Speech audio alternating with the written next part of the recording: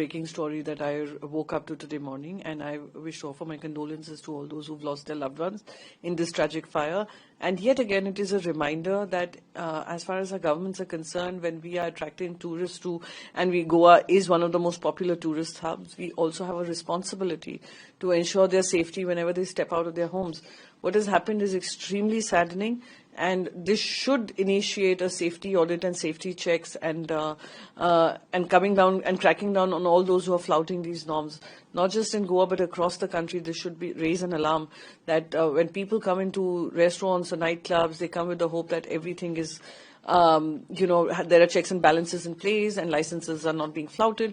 And there should be severe punishment to those who flout these norms, not just in terms of fines, but also in terms of revoking licenses and shutting down those businesses which don't toe the safety standards. Extremely unfortunate, and I wish the state government would do everything in its control to be able to help those victims who have lost their lives and the families of those who've lost their loved ones in this tragic fire. This is such those steps where people have already come under undue distress. We have seen a near collapse of how airline functioning happens in India. The entire aviation industry has come under a question mark. A government which spoke about Hawai Chappal se Hawai Yatra stands severely exposed. All newspapers are reporting how Indigo not just flouted the new norms that were put in place, but were not even implementing it and were not even reporting to the DGCA. I want to ask the DGCA, why was it that you all didn't come down heavily on Indigo when they were not reporting on what they were doing to transition to new norms? Why is it that Ministry of Civil Aviation sat absolutely quiet till, we saw this entire outrage happen, and the outage happened where they started to not fly? So all these things, and now also passengers are reporting tough challenges that they're facing in the check-in, check-out, as well as with their luggage.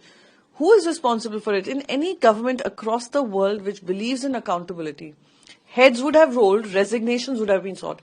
But it is only in India, ever since 2014, that nobody resigns for incompetence, nobody resigns for accountability, nobody resigns for transparency.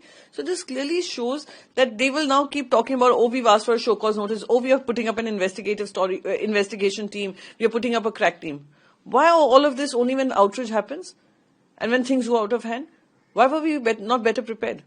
And there are clear indications that they have arm-twisted you to roll back on norms that would ensure crew safety, pilot safety,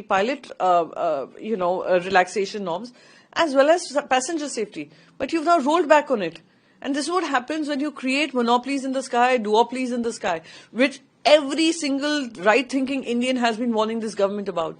How many airlines have shut down? We've had the Jet Airways, we had the Go Airways, we have so many other airlines which were flying in the sky have shut down. Why couldn't we handhold them?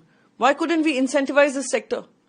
We are creating airports, we're building infrastructure, but there are no flights taking off or, arriving in those airports. So again, it is unfortunate, and heads should roll, resignation should be sought, and government which believes that it is accountable to the people should show some decisive action rather than these band-aid measures of, oh look, we are putting up a crack team, we are putting notification, etc. It's extremely shameless.